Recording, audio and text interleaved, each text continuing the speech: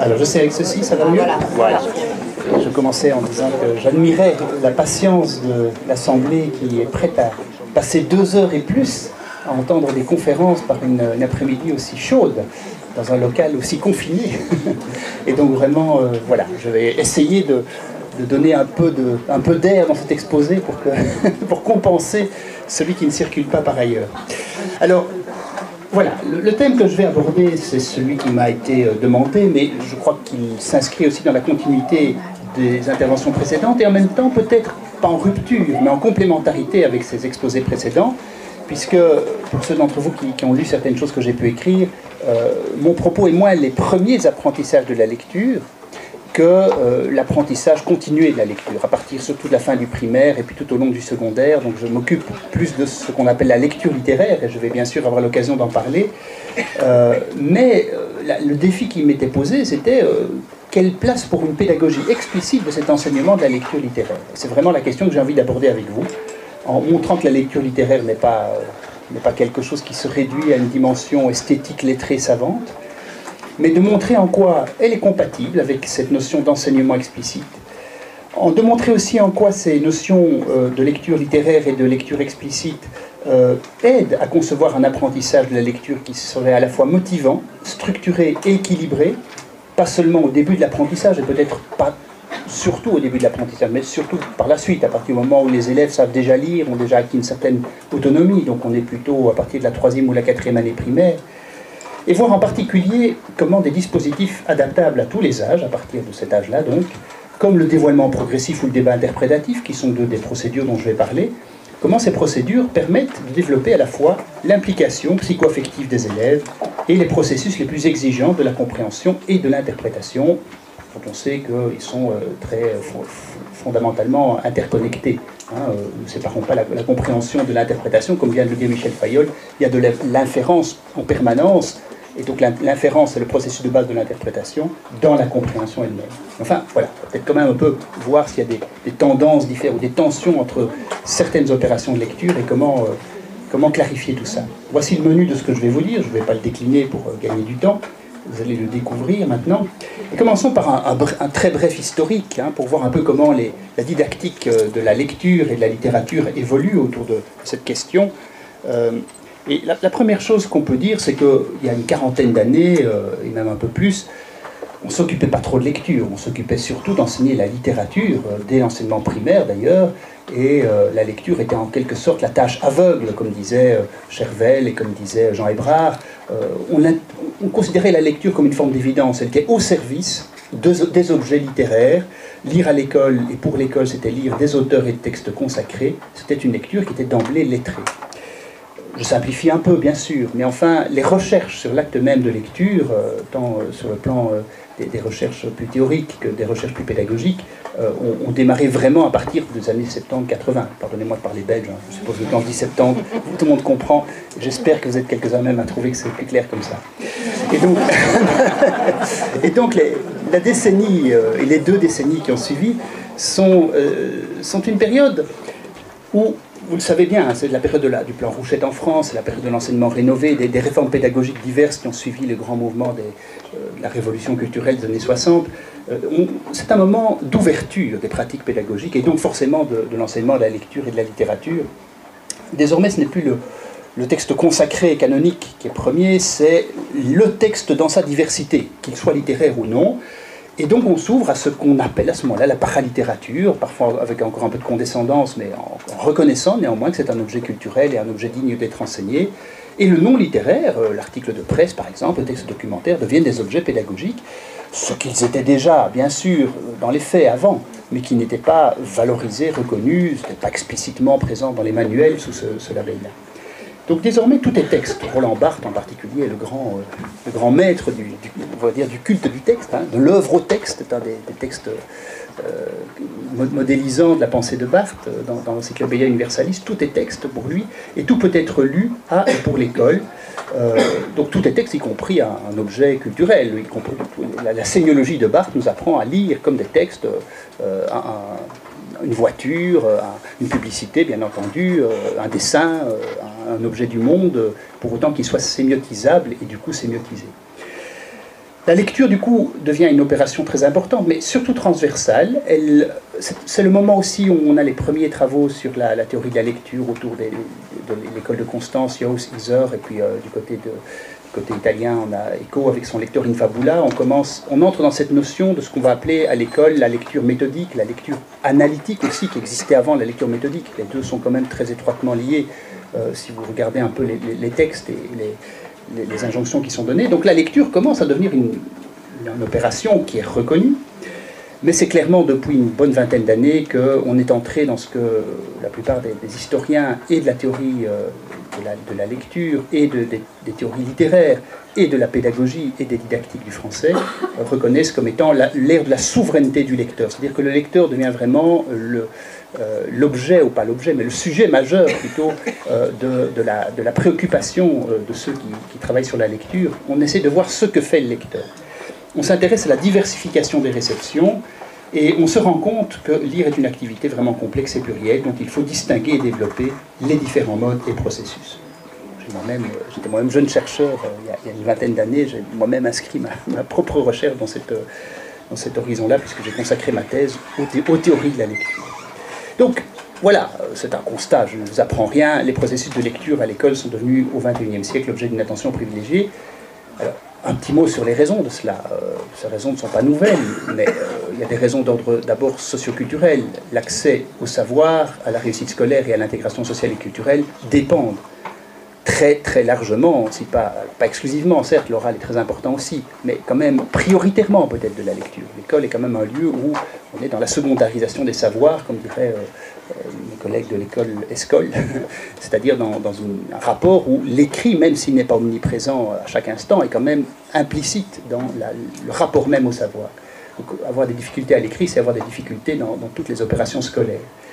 Ça, c'est l'aspect socioculturel. Et puis il y a l'aspect psychoaffectif qui est tout aussi important, c'est que la lecture est une source majeure de construction d'identité personnelle et d'émancipation psychoaffective. Il y a énormément de travaux là-dessus. Nicole Petit, par exemple, pour ne citer qu'elle. Michel Petit, plutôt. Donc l'importance, du coup, de familiariser ou de réconcilier. Quand je dis réconcilier, c'est un petit clin d'œil à Daniel Pénac, qui, comme un roman... défend l'idée que, en fait, quand ils sont petits, les enfants sont plutôt attirés par la lecture et qu'ils ont un rapport qui n'est pas du tout malheureux à la lecture, au moins de l'album, et que c'est plutôt l'école qui a tendance à les en dissuader parfois par certaines de ces méthodes. Donc l'idée de réconcilier renvoie à l'idée qu'il y a peut-être tendanciellement une capacité et un intérêt à l'égard de cette source de connaissances que serait la lecture. Et donc, importance de familiariser ou de réconcilier tous les élèves, c'est le tout ce qui est important ici aussi, évidemment, avec les textes et les livres dans leur diversité. Voilà, je dis ici des choses qui sont, j'espère, consensuelles, mais il est quand même peut-être utile de rappeler au début d'un tel exposé. Alors, quand on a dit ça, attention, la lecture n'est pas singulière, elle est plurielle, et il y a au minimum deux grands types de lecture en fonction du type de texte, mais aussi en fonction de l'intention qu'on se donne quand on lit. Il y a une lecture de type plutôt fonctionnel, qui cherche plutôt à savoir, à connaître, à tirer de l'information des textes, et une lecture plutôt littéraire, qui est une lecture qui cherche davantage à tirer une satisfaction de type esthétique ou de type psychologique à l'égard du texte. Ça ne veut pas dire que les textes imposent leur lecture, je n'ai pas dit ça. Il y a tendanciellement évidemment un rapport entre la littérature et la lecture littéraire et entre le texte documentaire et la lecture fonctionnelle, mais on peut lire littérairement autre chose qu'un texte littéraire et on peut lire fonctionnellement autre chose qu'un texte fonctionnel.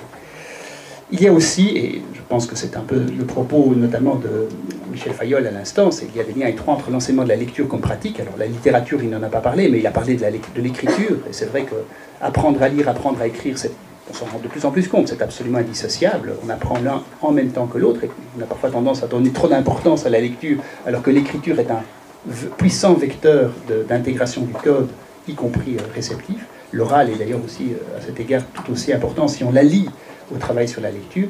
Et puis c'est évident que la littérature, comme notion, d'une part, mais aussi comme corpus et comme institution, elle se connaît, elle se découvre par le biais de la lecture. Donc on ne va pas séparer évidemment ces deux objets fondamentaux de la classe de français. Et pourtant, c'est pas simple. C'est pas simple. Je ne suis sûrement pas le premier à vous dire aujourd'hui qu'il y a des difficultés diverses. Je n'en pointerai ici que 5. Des choix de textes mal équilibrés ou peu formateurs. Bon, il ne faut pas être trop long là-dessus. On a parfois tendance à lire toujours le même genre de texte, en oubliant que l'élève a besoin d'un panel culturelle pour s'ouvrir à la diversité de la connaissance et des capacités de lire. Des conceptions réductrices parfois aussi du texte et de la lecture. Par exemple,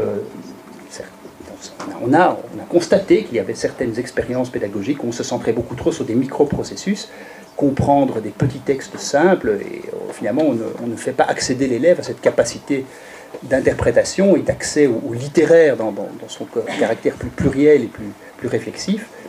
Voilà, je ne me permettrai pas de juger du tout ce qui se passe en France, mais je vous assure qu'en Belgique, on a constaté des dérives un peu inquiétantes parfois dans certaines classes par rapport à cela, où les élèves n'ont quasiment pas affaire à des textes littéraires ou à des textes dépassant quelques lignes ou quelques paragraphes, même quand ils sont déjà autonomes en lecture. On leur donne uniquement des textes qui sont peut-être à un niveau finalement trop simple par rapport à leur fameuse zone de développement proximale, notion qui, je suppose, vous est familière si vous pratiquez un peu la pédagogie. Bref, donc les conceptions réductrices du texte, qui sont parfois trop simples et au contraire parfois trop compliquées. On a parfois des enseignants, et ça c'est peut-être plus le cas en collège et en lycée, qui viennent trop vite avec des textes hors d'atteinte des élèves et avec une conception de la lecture surnormée, héritée de leur formation universitaire. Donc voilà, il faudrait peut-être trouver la lecture qui soit adaptée à chaque niveau, évidemment. On va essayer d'en parler.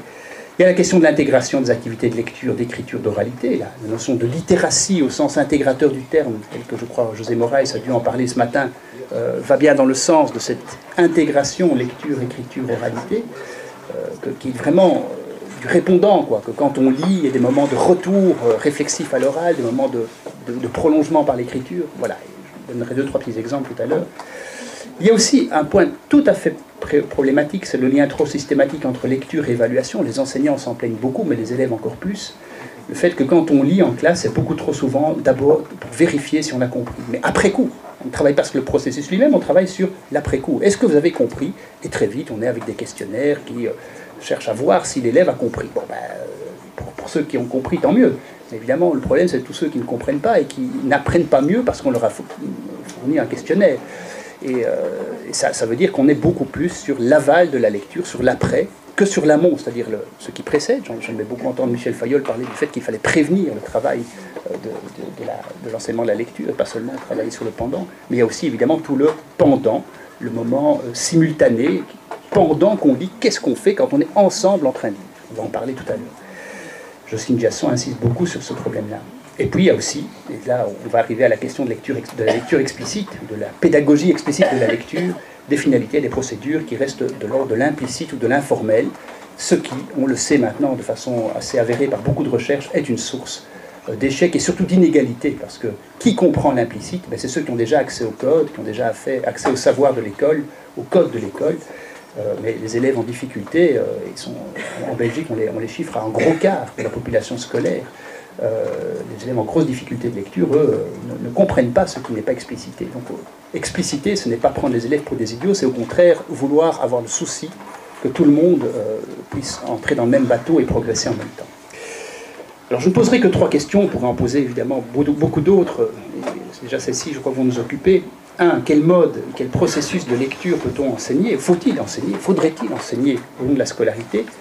2. Quel texte privilégier? Et 3. Quelle conception de l'enseignement et quel dispositif semble-t-il pertinent de mettre en œuvre? Je vais essayer aussi d'un peu illustrer ça, je ne parlerai pas que d'une manière théorique. Alors d'abord, la question du mode, des modes de lecture et des processus de lecture. Alors, quelque chose qui est très à la mode, c'est le sujet lecteur en France pour le moment. Je ne sais pas si vous suivez un peu ça dans certaines instructions, certaines injonctions, certaines formations, et c'est très important le sujet lecteur. La lecture subjective, une notion qui a été mise fortement en évidence par Gérard Langlade et Annie Rouxel lors d'un colloque qu'ils ont organisé il y a une dizaine d'années. Et leur idée, c'était de dire qu'il faut remettre au premier plan à l'école la lecture première, la lecture ordinaire qui est ancrée dans les droits du lecteur, celle qui utilise le texte un peu librement et qui n'est pas trop enfermée dans des prescriptions ou dans les obligations d'une lecture commune, celle qu'Umberto Eco appelle l'utilisation, même si Umberto Eco est justement un peu critique envers cette utilisation du texte. En tout cas, il s'agirait d'une clé pour réconcilier précisément les élèves avec l'enseignement de la lecture. Alors, il y a évidemment des limites à ça. Il y a de la polémique autour de cette notion de sujet lecteur, et une des causes de cette polémique, c'est que, si on se souvient de certaines promotions de la lecture subjective, on peut penser à des lectures comme celle de Don Quichotte ou d'Emma Bovary. Ce sont des lecteurs tout à fait subjectifs.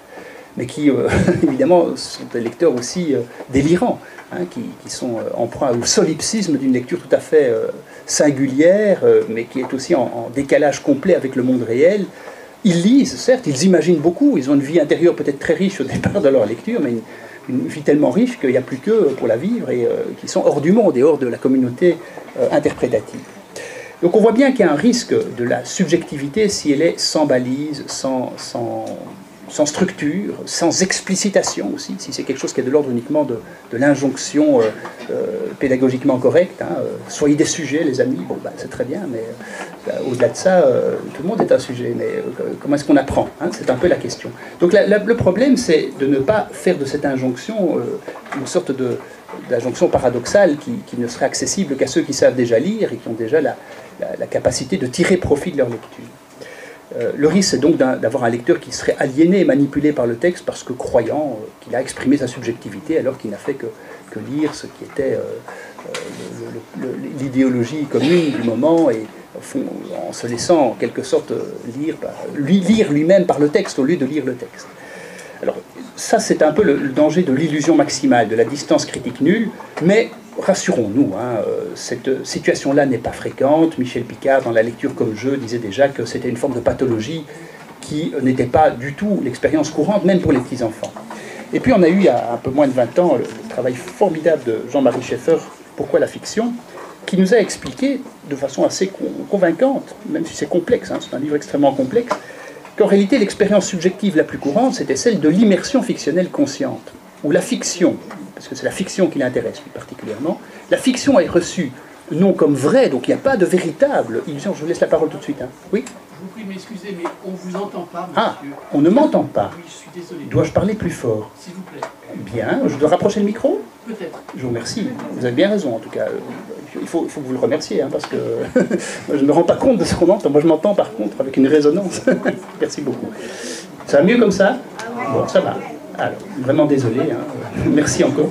Donc, je disais que l'expérience subjective la plus courante, selon Schaeffer, c'est celle de l'immersion fictionnelle consciente, où la fiction est reçue, dit-il, non pas comme vraie, donc il n'y a pas d'illusion véritable, mais comme une feintise ludique partagée. Je reprends les termes de Schaeffer. C'est-à-dire que celui qui est plongé dans l'histoire, qui s'identifie au personnage, qui pleure, qui rit, qui a des frayeurs terribles pendant qu'il lit son récit, et c'est tant mieux, c'est une des expériences intéressantes de la lecture, celui-là n'est pas si naïf qu'on le croit. Il n'est pas si enfermé dans l'illusion et dans l'aliénation qu'on ne pourrait le croire. Au contraire, il sait qu'il joue le plus souvent.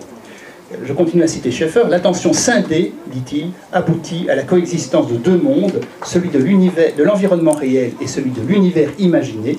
Mais en réalité, les deux mondes restent intimement liés et le petit enfant déjà le sait, nous dit Schaeffer sur la base d'observations qu'il a pu faire chez des lecteurs de tous les âges. Alors ça, c'est donc la lecture subjective qu'il ne faut donc certainement pas oublier et qu'il faut même, je pense, reconnaître, mais avec, je dirais, cette lucidité qu'a Schaeffer à son égard en disant il y a une part d'immersion fictionnelle inaliénable, c'est la lecture première. Si on oublie ça, si on ne valorise pas ça à l'école, bah, on fait décoller les élèves beaucoup trop vite vers quelque chose qui ne leur est pas accessible. Mais alors à côté de ça, ne l'oublions pas, ne faisons pas de la lecture subjective du coup l'absolu, il y a à côté de ça autre chose qui est la communauté interprétative, qui est la mise à distance du texte, où on oublie qu'on est un sujet, enfin on n'oublie pas qu'on est un sujet, mais on relativise sa subjectivité pour essayer de partager avec les autres une compréhension ou une interprétation commune du texte. Être dans la collectivité, dans la communauté interprétative, c'est-à-dire dans la classe, tout simplement.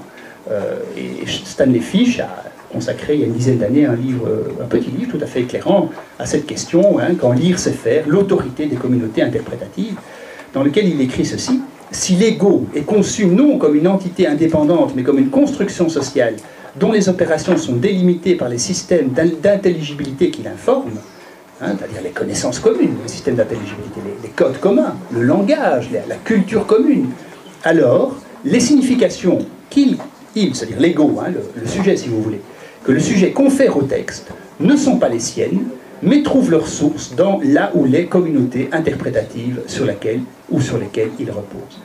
Voilà, donc, en gros, c'est évidemment, comme toutes les oppositions, il faudrait la raffiner, la complexifier, mais je ne vais pas vous vous ennuyer avec le descriptif de ce tableau. Mais ce tableau nous montre qu'en gros, il y a une tension entre deux modalités de la lecture qui ont chacune leur intérêt, leur importance, et qui sont tantôt présentées de manière hiérarchisée par certains auteurs, avec une des deux qui serait la bonne lecture, celle qu'il faut valoriser, et l'autre qui serait plutôt le repoussoir. Et puis chez d'autres, et c'est plutôt la position que je défends, vous allez comprendre, plutôt l'idée qu'au contraire, on a là deux modes profondément complémentaires et que le rôle de l'école, de la première année primaire ou même maternelle jusqu'à la fin de l'enseignement obligatoire et même au-delà, le rôle de l'école, c'est vraiment de tenir compte de ces deux lectures.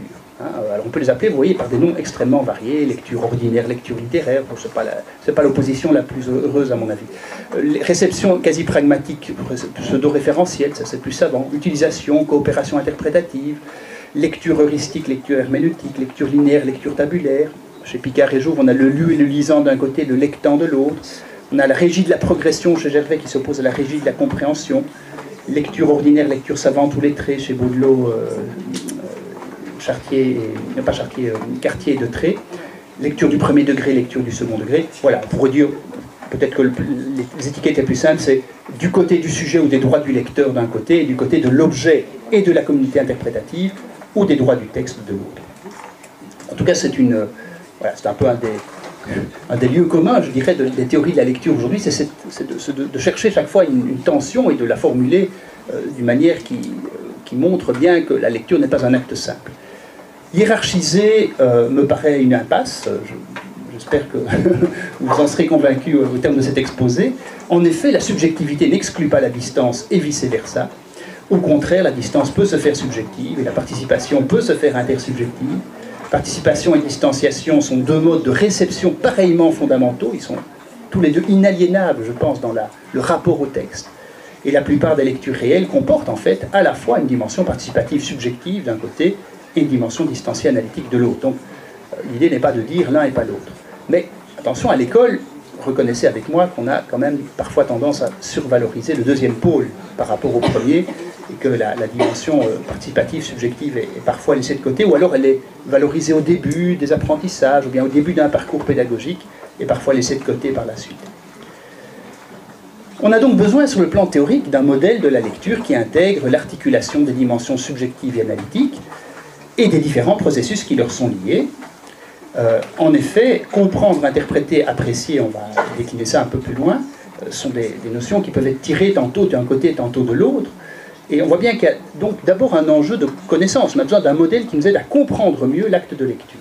Mais on a aussi besoin, sur le plan didactique, de pouvoir se baser sur un tel modèle pour construire des dispositifs qui suscitent la motivation des élèves à l'égard de la lecture. Donc il n'y a pas qu'un enjeu scientifique, il y a aussi évidemment un enjeu de formation, un enjeu pédagogique.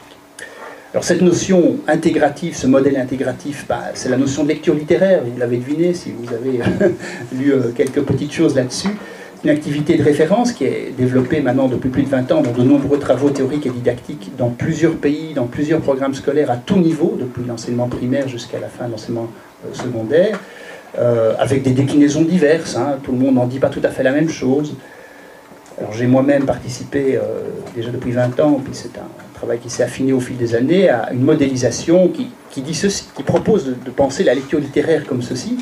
La lecture littéraire serait l'optimisation de ce va-et-vient entre différents modes d'interprétation et d'évaluation, et plus spécifiquement entre ceux qui relèvent de la participation, de la lecture plus subjective, et ceux qui relèvent plus de la distanciation, c'est-à-dire lecture plus analytique. Je mets des guillemets parce que ces notions ne sont pas étanches. Hein. Il y a toutes sortes de porosités entre subjectivité et analyse. On peut faire de l'analyse très subjective. Hein.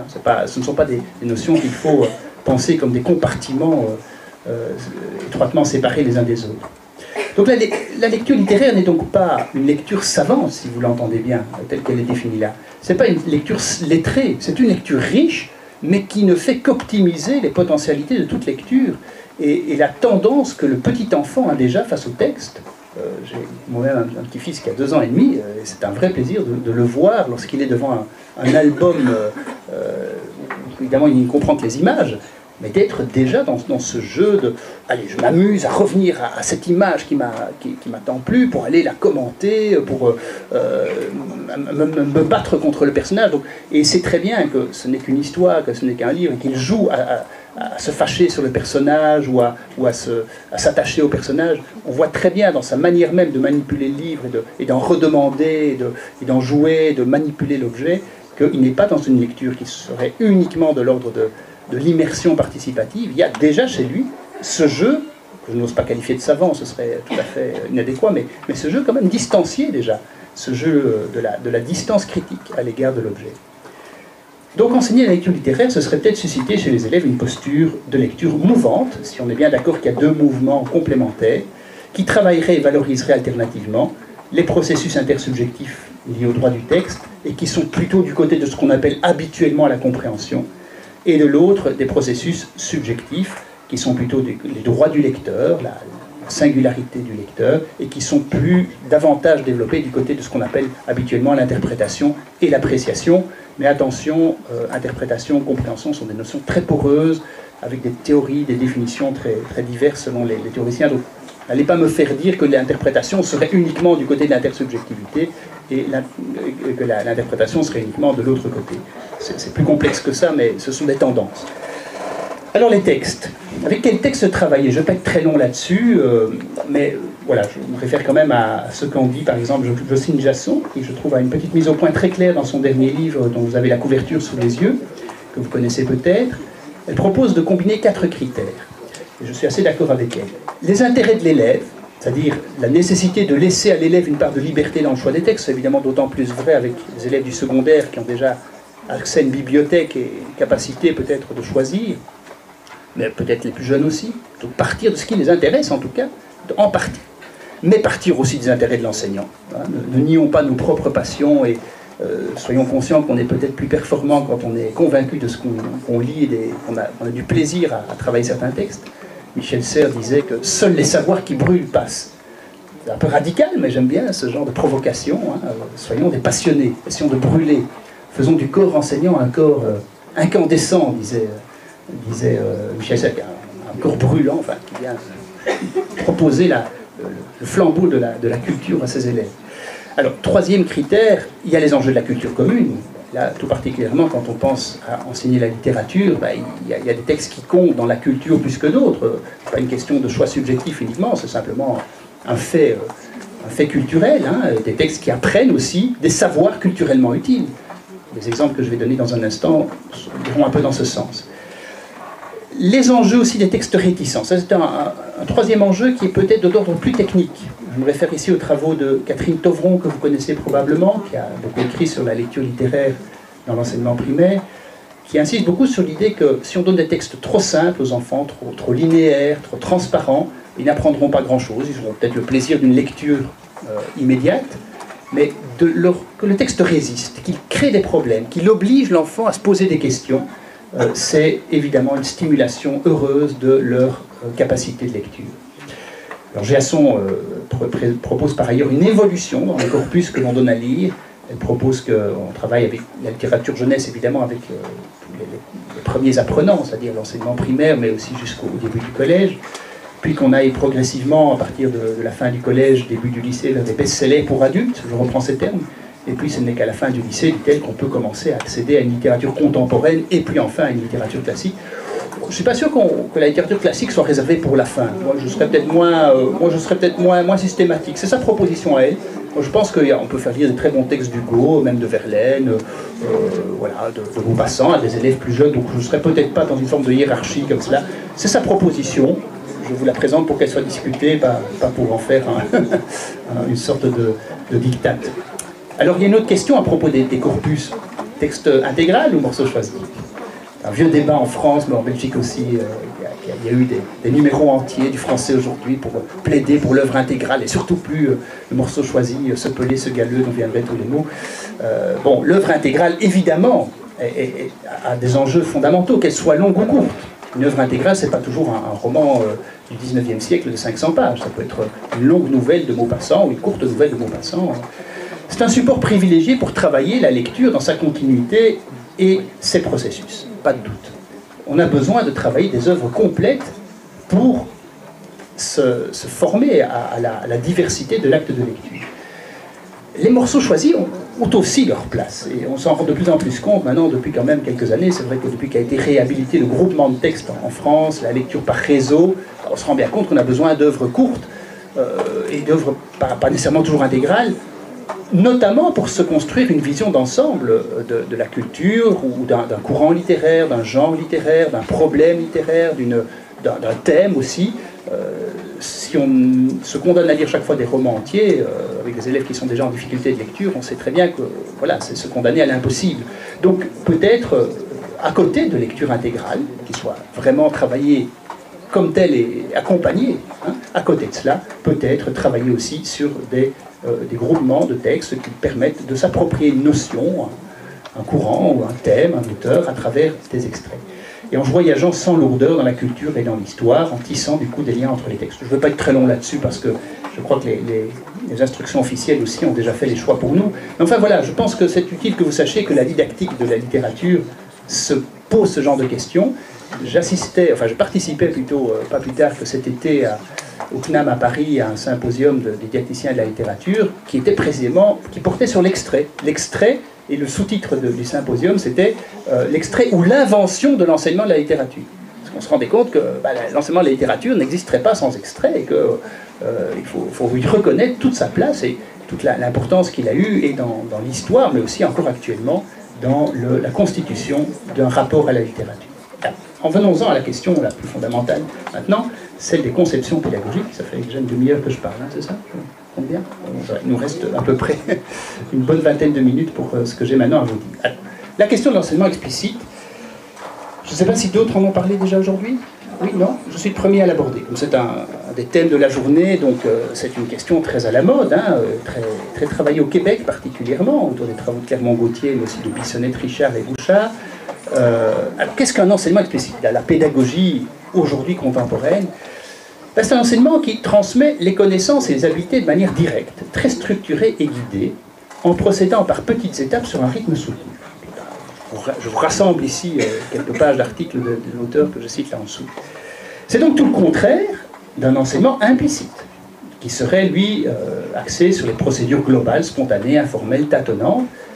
Vous voyez que ce sont des termes qui peuvent nous troubler, parce qu'il y a eu une époque pas si éloignée où on disait « Ah, mais c'est bien que l'élève tâtonne, qu'il soit dans l'informel, que tout ne soit pas trop clair. » Donc on voit bien que l'enseignement explicite tire, la pédagogie explicite tire l'enseignant vers autre chose que ce qui a peut-être dominé dans certaines instructions officielles il y a une dizaine ou une quinzaine d'années. Et ce qu'au fond l'enseignement explicite a comme présupposé, c'est qu'il faut quand même prendre l'élève comme il est et ne pas présupposer qu'il est déjà autonome, surtout s'il est jeune et qu'il est en difficulté, mais reconnaître qu'il est en difficulté et qu'il est encore un infant, quelqu'un qui ne sait pas encore lire, écrire, parler, écouter, enfin il le sait, mais un petit peu seulement. Et donc il ne faut pas lui faire trop vite une confiance aveugle dans son autonomie. Cette autonomie, c'est notre rôle de la construire, de la baliser, de l'accompagner. Voilà, donc l'idée c'est de ne pas aller trop vite en besogne. Il y a aussi un lien étroit du coup entre l'enseignement explicite et les balises pédagogiques probantes qui sont validées, les pratiques dites probantes qui sont validées par des recherches scientifiques. Alors ça c'est aussi extrêmement à la mode. Je viens d'un pays pas très éloigné, la Belgique, dans lequel la ministre de l'Éducation vient de lancer un vaste travail de constitution de consortiums rassemblant des formateurs de hautes écoles et d'universités, des didacticiens de toutes les disciplines, un consortium par discipline, avec comme mission d'identifier les pratiques pédagogiques qui ont été les plus validées par des recherches. On se rend compte qu'au fond, comment les enseignants choisissent leurs pratiques, leurs outils, leurs dispositifs, un petit peu en fonction d'effets de mode, d'injonctions, de propositions plus ou moins idéologiques, pédagogiquement correctes. Enfin voilà, le socio-constructivisme étant hyper à la mode, on va aller vers ce projet-là, et je ne dis pas du tout que c'est pas bien. Mais peut-être ce qui est intéressant, et c'est ce qu'en tout cas souhaite la ministre de l'Éducation chez nous actuellement, c'est de se baser davantage sur des données dont on a pu vérifier par des recherches qu'elles apprenaient mieux aux élèves, qu'elles permettaient aux élèves de progresser davantage, d'être davantage motivés dans leurs apprentissages. Tout le contraire donc des pratiques pédagogiques qui se fonderaient seulement sur des traditions, des croyances ou seulement sur des principes philosophiques, si pertinents puissent-ils paraître. Alors, l'enseignement explicite essaye d'une part proposer une série de balises sur la gestion de classe. On suggère que l'enseignant établisse des règles simples et claires qui permettent de connaître ses propres attentes avec précision. Et on suggère aussi dans cette approche qu'il y ait un renforcement positif, constant des élèves, qu'on soit constamment là pour les valoriser et les accompagner, mais en étant attentifs à tout ce qu'ils apprennent, en les stimulant par des questions, mais qui ne sont pas adressées qu'à la cantonade et pas seulement à ceux qui lèvent le doigt, surtout à ceux qui justement ne sont pas nécessairement prêts à prendre spontanément la parole, c'est ce que, en tout cas, préconisent les tenants de cette approche, et aussi l'implication de l'enseignant. L'enseignant qui pratique cet enseignement-là est quelqu'un qui se déplace, qui donne de sa personne, qui cherche par son débit à rendre son cours vivant, qui a un regard mobile, attentif à ses élèves. Vous allez me dire, ce sont des injonctions avec lesquelles on était déjà d'accord avant, hein, et on n'a pas attendu l'enseignement explicite pour dire que c'était des pratiques pédagogiques importantes. Mais enfin, quand même, il y a cet accent-là, et deuxièmement, sur la gestion de la matière, une attention très forte qui est accordée à la compréhension et la mémorisation, et l'insistance pour que le plan soit clairement établi, qu'on structure clairement ce qu'on a à proposer aux élèves, qu'il y ait un déroulement précis, qu'il y ait des routines, qu'il y ait des sortes de schémas opératoires clairs sur la manière de travailler, que les élèves sachent exactement où ils sont dans le processus d'apprentissage. Voici le plan de leçon ou de séquence didactique type. Ce n'est pas en 1 heure de cours qu'on fera tout ça, hein, il faut parfois plusieurs heures pour y arriver, mais vous trouverez ça aussi, c'est une synthèse de beaucoup de choses que vous pouvez lire en ligne sur les différents articles qui traitent de la question.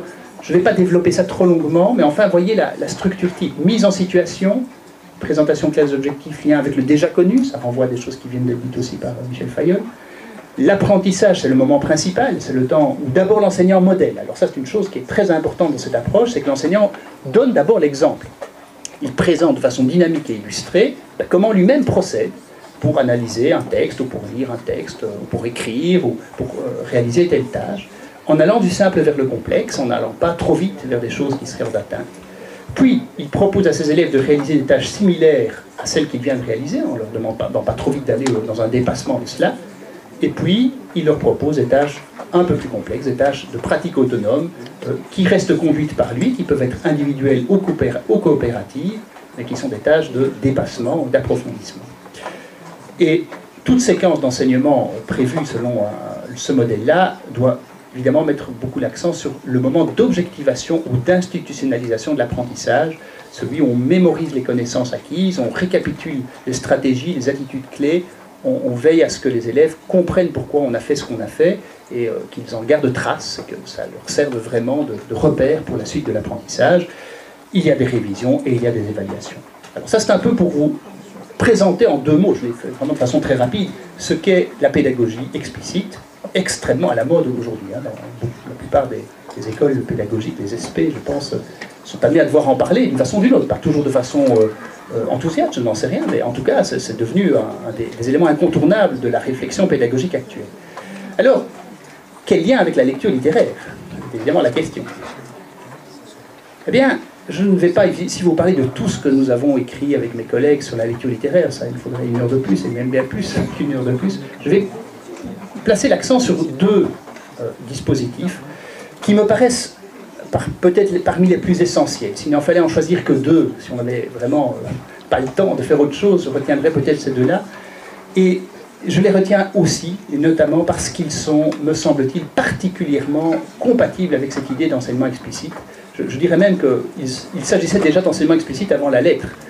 Peut-être que, comme M. Jourdain, beaucoup faisaient déjà de la prose sans le savoir, et qu'en l'occurrence, l'enseignement explicite n'a pas toujours attendu d'être défini et formulé pour être pratiqué par certaines approches. Et je pense qu'ici, vous allez voir assez clairement en quoi les scénarios que je vous propose, qui sont des scénarios ciblés l'un sur la poésie et l'autre sur le récit, de 2 types de textes très différents, comment ils peuvent parfaitement entrer dans l'idée d'un enseignement très balisé, très structuré, avec des exercices successifs, mais sur des textes variés, et je pense avec aussi le plaisir de la lecture littéraire.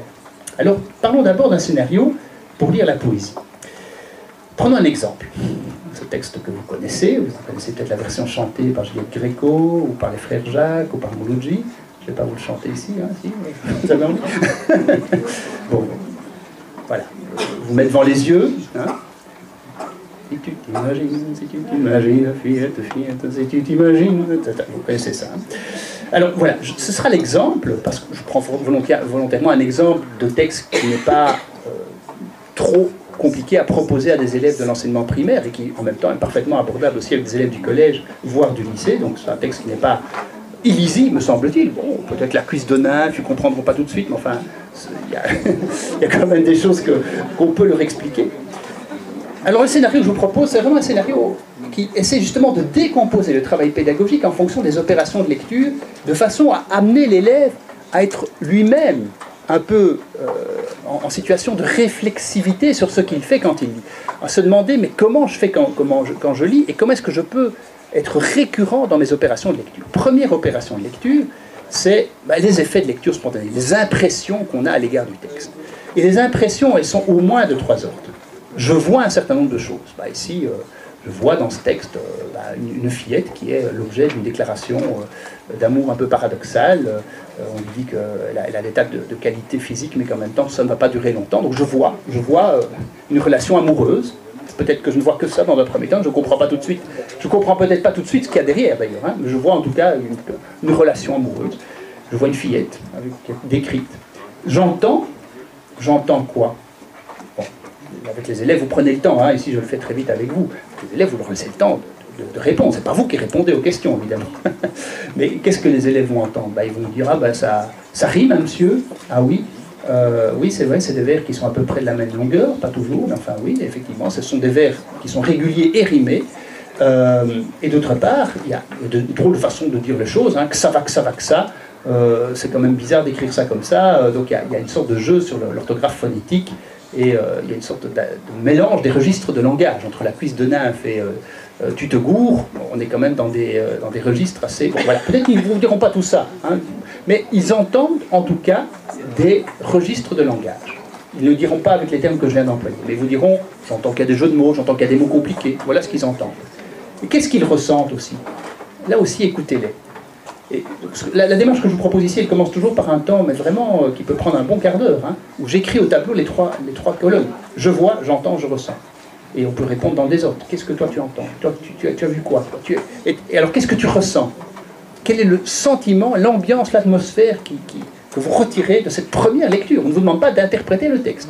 On ne vous demande pas de dire le texte veut à coup sûr dire ça. On n'est pas dans l'analyse ici, on est seulement dans le ressenti. Alors ils vont peut-être dire, oui, ça a l'air léger, parce que quand même il y a des jeux de mots, et puis on a l'impression que c'est une relation amoureuse, donc il y a peut-être quelque chose d'un peu sympa. Bon. Vous allez entendre un certain nombre de réactions de ce type-là. Commencez par là. Et surtout quand on travaille la poésie, c'est vraiment important. Et plus le texte est compliqué, plus ça s'impose. Pourquoi? Parce que la poésie, c'est justement un texte qui est souvent un peu complexe, c'est souvent un peu résistant. Et si on commence par un travail purement lettré, savant, analytique sur le travail de la poésie, on risque de louper ce qui est justement une des dimensions clés de la poésie, qui est ce travail verbal, ce travail avec la matière sonore, avec la matière des sensations, avec le côté esthétique du langage, et le côté aussi d'impression subjective que peut susciter ce type de texte. Donc priorité, du coup, à travers cette interprétation, enfin à travers cette activité plutôt, à la participation et au sujet lecteur. Deuxième étape, construisons du sens ensemble, sur le plan thématique. Alors là, on pose des questions plus sérieuses, plus scolairement traditionnelles. Est-ce que vous repérez des champs lexicaux? Oui, je vois qu'il y a l'amour, la description physique, la déperdition, enfin ils vont dire ça avec d'autres mots, hein, la rose, la fleur, bon. Sur le plan de la progression, alors là, je ne vais pas faire le travail avec vous, ça prendrait du temps, mais essayons de voir quelles sont les phrases qu'il y a dans ce texte. Essayons de construire une progression significative au départ de la syntaxe, sujet, verbe, complément. Vous repérez des verbes? Il y a combien de phrases dans le texte? Un travail qui est au fond assez classique de repérage du sens, de compréhension des cohérences, des enchaînements cohérents au sein du texte. On est à ce moment-là non plus dans une participation, mais dans un travail de distanciation, tourné vers une compréhension plus partagée, plus intersubjective. Alors que vous avez bien compris que les impressions de la première opération pouvaient être beaucoup plus singulières et subjectives. Troisième étape, qu'est-ce que vous pensez de ce texte? Qu'est-ce que vous trouvez sur le plan du plaisir ou du non-plaisir qu'il vous suscite? On va avoir des réactions diverses, forcément, surtout à propos de la poésie, c'est souvent très en contraste. On aura des j'aime, on aura des j'aime pas, on aura des j'aime un peu. On aura donc l'expression de toute une série de jugements de goût, ressentis comme personnels par l'élève. Quand on dit j'aime ou j'aime pas, on croit qu'on est le seul à le penser. En réalité, on est souvent beaucoup à penser la même chose et à ressentir la même chose. On est sous le jugement de goût, rien n'est plus collectif, disait Roland Barthes, que le jugement de goût ou l'appréciation. En même temps, c'est précisément parce que c'est collectif qu'il faut apprendre, et ça c'est un des rôles importants de l'enseignant, à ne pas en rester au j'aime, j'aime pas. À justement essayer de formuler derrière le j'aime, j'aime pas des valeurs qui puissent être partagées, ou partageables en tout cas, des arguments. Ce texte est important ou n'est pas important, il représente quelque chose d'intéressant ou il ne représente pas quelque chose d'intéressant parce que. Ici parce que, voilà, il y a ce jeu sur les sonorités, il y a ce mélange des registres, il y a cette reprise d'un stéréotype bien connu, ça on va y arriver tout de suite, qui est évidemment le carpe diem. Il y a toute une série de raisons qui culturellement font que ce texte peut être jugé important, intéressant, même si on n'a peut-être pas un goût subjectif absolu à son égard. On entre à ce moment-là dans le jugement de valeur motivé, qui est fondé sur des arguments, et dont José Moraes, dommage qu'il ne soit plus là, mais je sais qu'il aime bien parler de ça, il considère que c'est une des clés pour la formation de la littératie critique. L'appréciation n'est pas une compétence innée, c'est quelque chose qui s'apprend et que la didactique de la littérature a vraiment intérêt à travailler, et c'était l'objet justement de la thèse toute récente de Chloé Gabatulaire, dont je présente ici la version publiée, Apprécier la littérature aux éditions, aux presses universitaires de Rennes. Voilà. Alors, on n'a pas fini. Donner du sens au sens, interpréter. On a compris que ça parlait d'un homme qui fait une déclaration à une jeune femme, qui lui explique la beauté qu'elle a actuellement, la fraîcheur qu'elle a ne va pas durer éternellement. On a compris ça. Ça, c'est la compréhension intersubjective commune sur la base du sens des mots et de la syntaxe. Mais on peut aussi tirer vers des expériences plus personnelles. On peut revenir à la subjectivité, on peut revenir à une part de lecture plus personnelle, en se basant sur ses propres expériences. Est-ce que ça, on vous a déjà fait des déclarations comme ça, vous, mademoiselle? Est-ce que ça vous rappelle d'autres histoires que vous avez lues? Est-ce que vous avez déjà vu des gens à qui des situations comme celle-là arrivaient? Mais aussi sur les sens communs, les sens de la culture en particulier, et c'est là qu'on entre dans le débat interprétatif potentiel.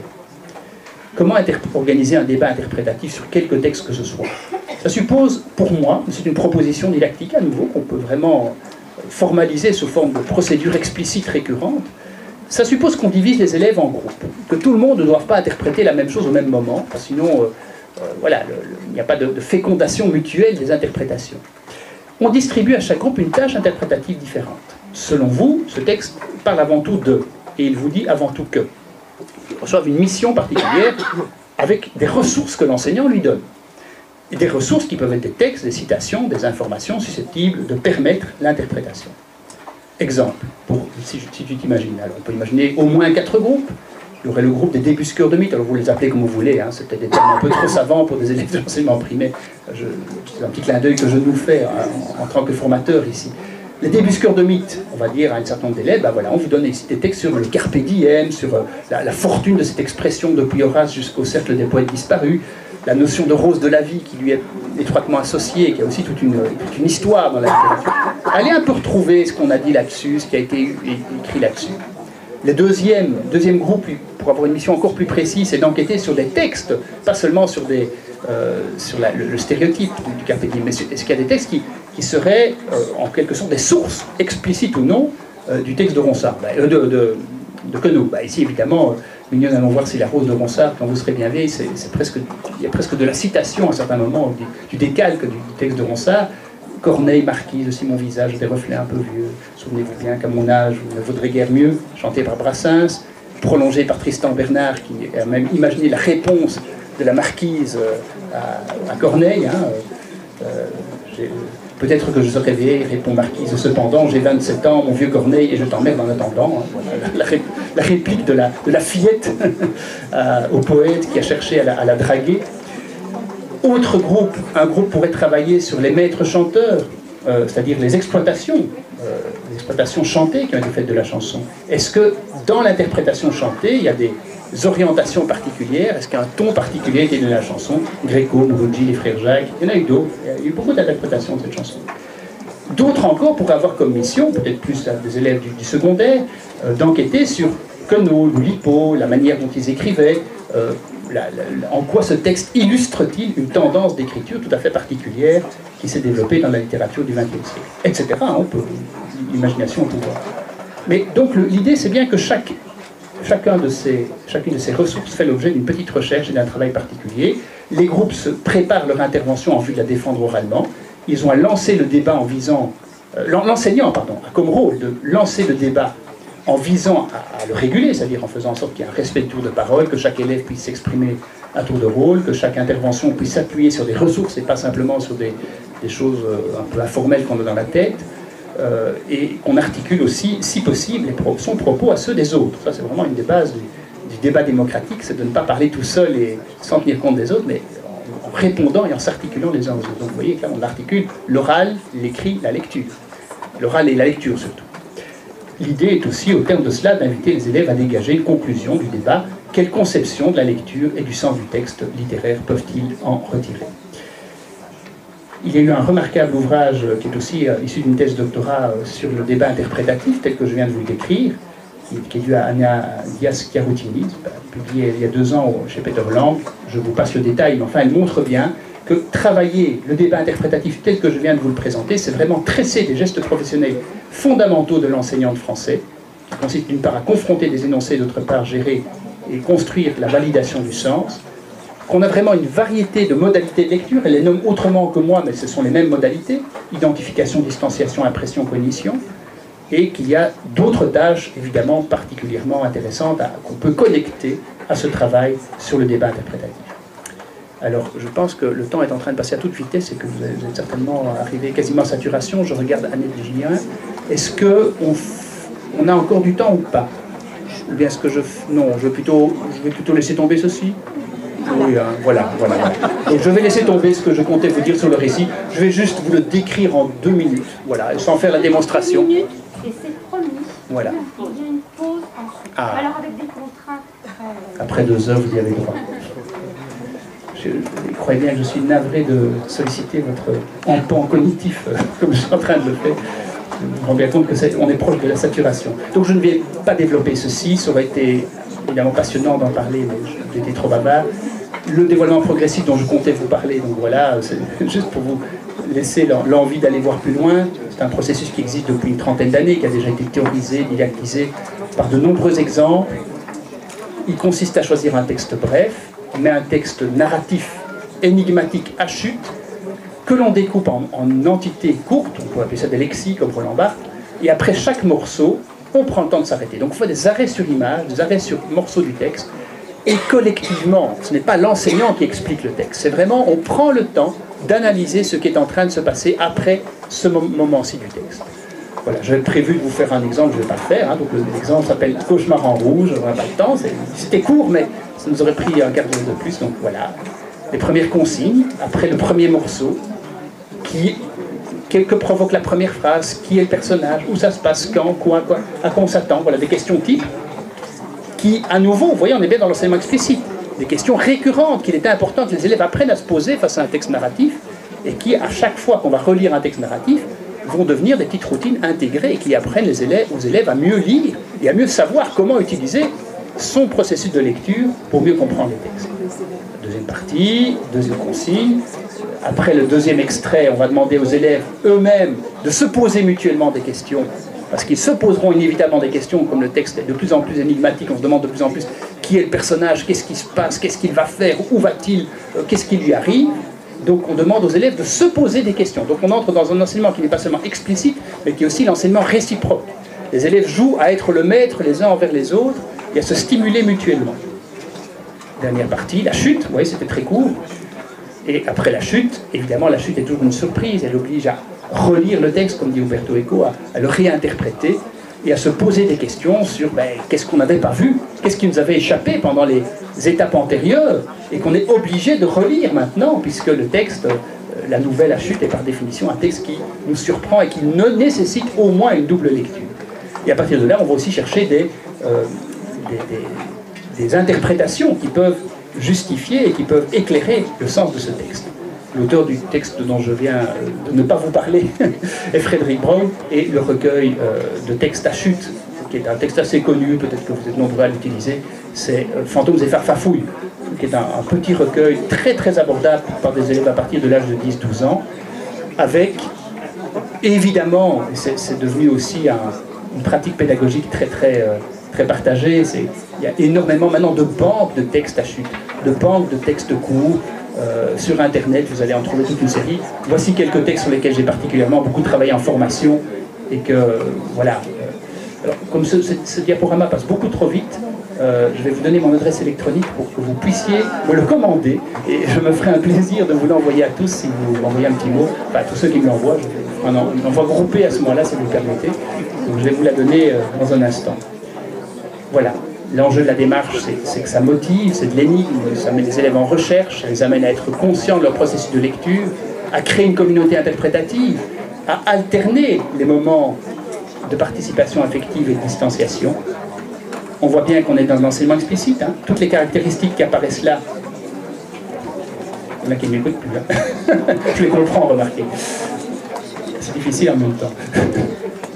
Bon, voilà. Donc, vous voyez bien en regardant tout ce qui apparaît là qu'on est bien dans de l'enseignement explicite. Hein. Aucune de ces caractéristiques ne relève de l'informel, ne relève de la spontanéité. Ce sont des opérations de lecture qui peuvent vraiment être l'objet d'un travail très récurrent et en même temps extrêmement stimulant et fécond, je pense, pour l'avoir moi-même pratiqué énormément en formation. C'est évaluable en plus. Je ne vous donnerai pas les détails de la raison pour laquelle c'est évaluable, mais il y en a beaucoup. Et puis je voudrais conclure. Voilà ce qu'une élève dans la classe de laquelle nous avions mené l'enquête avec des collègues il y a quelques années, voilà ce qu'elle disait à propos de son journal de lecture. Dans son journal de lecture. J'ai hâte de lire la suite pour voir comment ça va se passer. Arezzo croit que c'est une attrape comme les autres textes que Madame nous a donnés. Mike croit que c'est un rêve. Moi je crois que ça s'est vraiment passé comme ça et que les enfants veulent vraiment la tuer. Donc on parle du personnage de Louise. Je reste sur mon idée. Je pense que la suite sera qu'elle voudra prouver son innocence.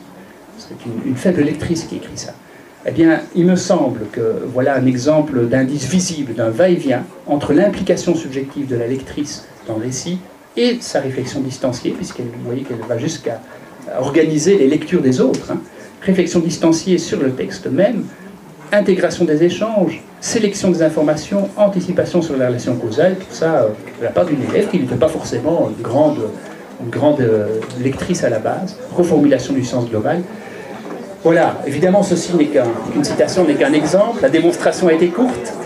J'espère qu'elle vous a néanmoins convaincu qu'il y avait peut-être un intérêt à se donner un modèle intégrateur, celui de la lecture littéraire, pour travailler cette richesse de l'acte de lecture et de le faire selon des procédures explicites, récurrentes, qui ne sont absolument pas, je crois, une cause de perte du sens et de la motivation, mais au contraire, un moyen de la développer d'autant plus. Je vous remercie vraiment pour votre attention.